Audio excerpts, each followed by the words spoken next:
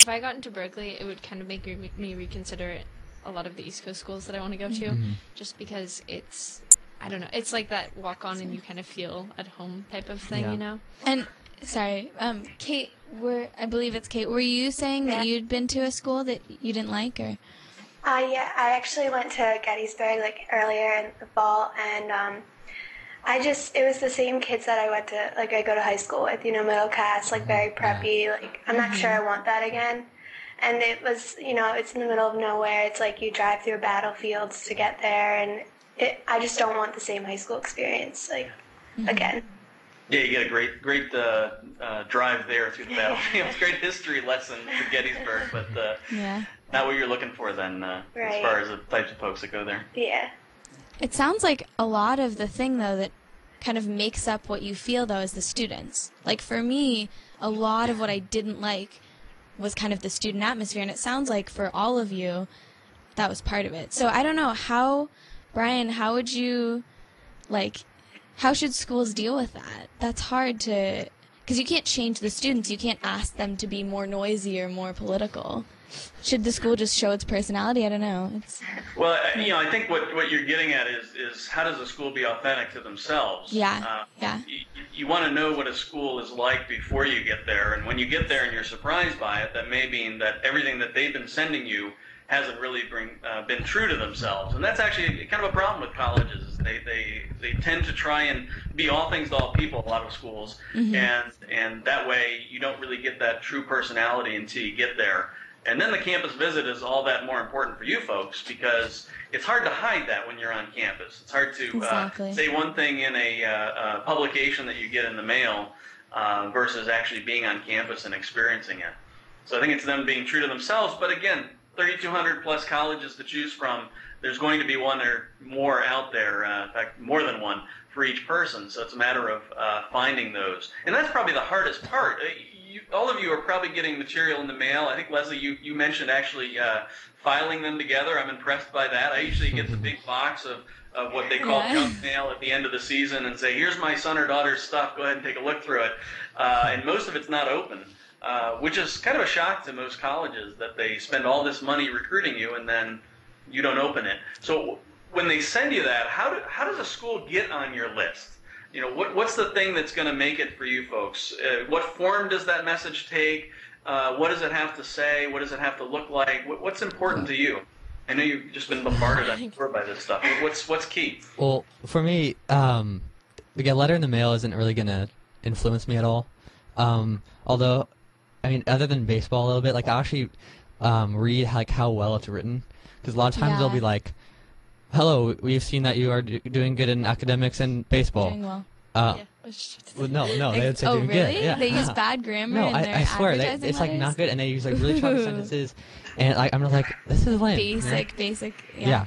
So that turns me off. But just from a school in general, I don't really take those into consideration, other than the logo. Just kidding. Yeah, I Have definitely. you received something in the mail where you went, wow, now I'm going to consider this school? Is there something there that happened? Or an email, or you saw on their website? Not really, no. Because usually, well, really, what I look for in a college is not what they say in the letter. Usually they'll say something. They say pretty general stuff, though, too, in the letters, I feel like. Yeah. It's not. Any college could be saying that. Exactly. But nothing that's going to really.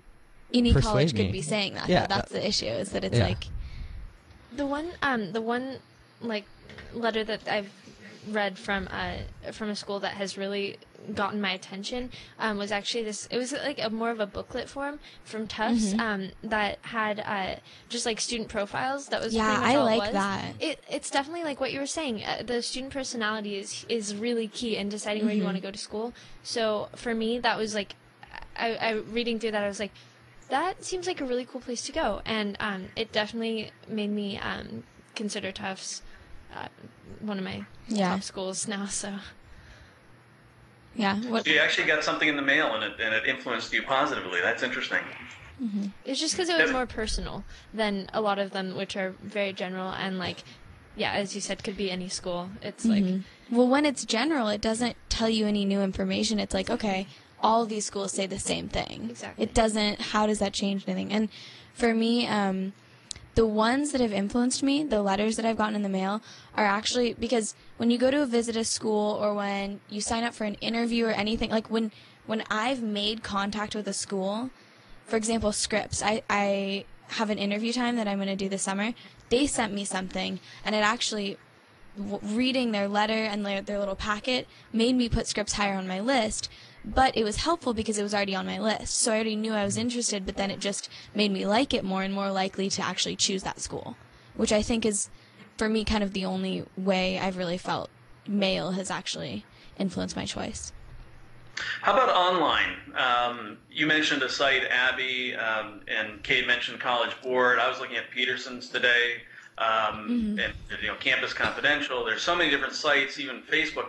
What do you do online to go searching for these schools? What are you looking for? Leslie, go ahead. Talk about that.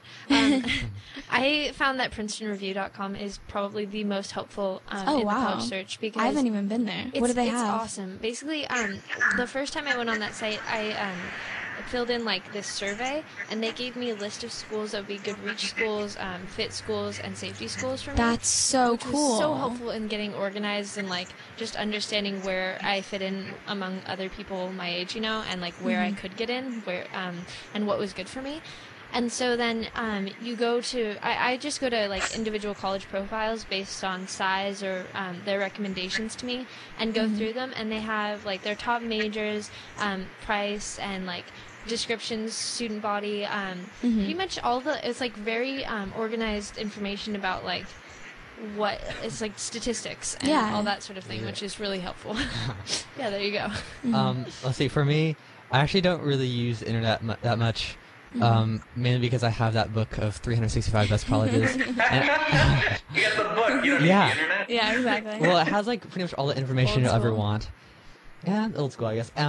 Although I do use the internet for like pictures. Like for example, if I'm not going to visit Boulder, Colorado, but I've heard it's like an amazing town, and so and a lot of hiking, and I like to hike. So I visited the college website and just like looked at their pictures, and that was a good source because they don't have pictures in my book.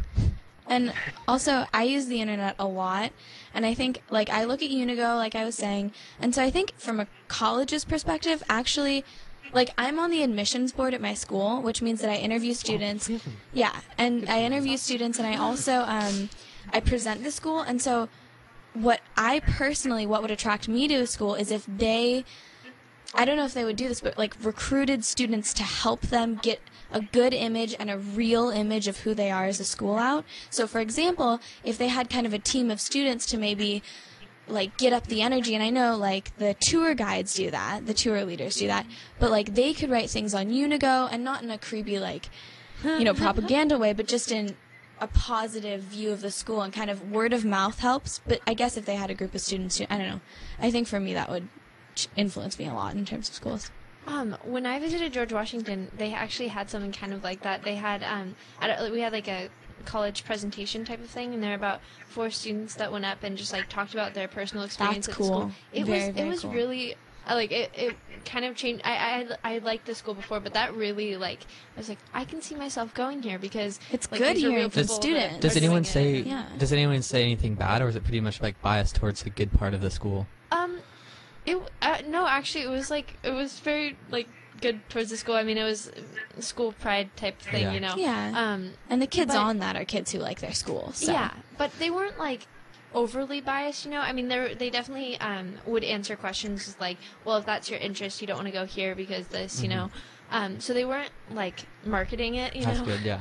To any extent, but they definitely weren't anti George Washington. And Maddie and Katie, what about you guys?